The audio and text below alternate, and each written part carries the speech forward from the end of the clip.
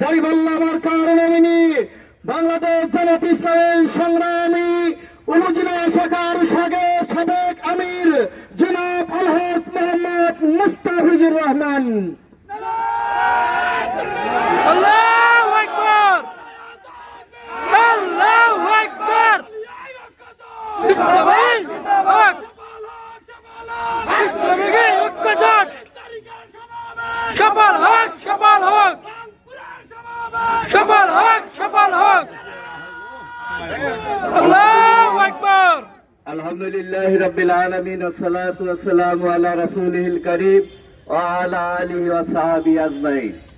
আজকে ৮ দলীয় জোটের এই কর্মসূচিকে বাস্তবায়ন করার জন্য আমাদের ৮ দলীয় দলের বিভিন্ন নেতৃবৃন্দ এবং আমার সামনে এই এলাকার ৮ দলীয় জোটের সমস্ত ভাইয়েরা সবাই আমার সালাম গ্রহণ করুন। আসসালামু আলাইকুম ওয়া রাহমাতুল্লাহ। আজকে বাংলাদেশে জানান দিচ্ছে, বাংলাদেশের আকাশে একটি সুন্দর সকালের আভাস আমরা দেখতে পাচ্ছি। আজকে বাংলাদেশে ইসলামী ৮টি দল জোট বেঁধেছে। এই জোটের কারণে যারা মনে করেছিল যে আমরা ক্ষমতায় গিয়েই আছি, তারা হতাশায় ভুগছে। তাই আমাদেরকে প্রত্যেককে ধৈর্য এবং সাহসিকতা নিয়ে আগামী দিনের নির্বাচনে মোকাবেলা করতে হবে।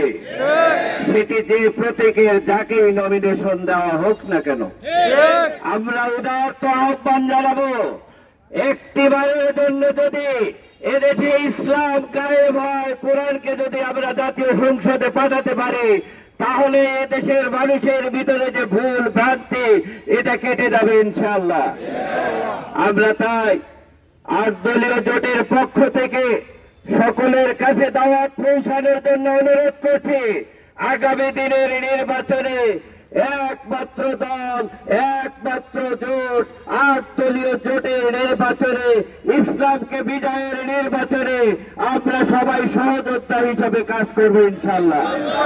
এই উদারত আহ্বান জানিয়ে আপনারা কষ্ট করে এখানে এসে যে সমাবেশকে, এই আন্দোলনকে সফল করেছেন এবং এটির একটি অংশ বিশেষ হিসাবে ৩ তারিখের মহাসমাবেশ বাস্তবায়নের জন্য আপনাদের আন্তরিক সহযোগিতা কামনা করে, সবার জন্য দোয়া করে এবং আমার জন্য দোয়া চেয়ে আমি আমার সংক্ষিপ্ত কথা শেষ করছি। আসসালামু আলাইকুম ওয়া রাহমাতুল্লাহি ওয়া বারাকাতুহু।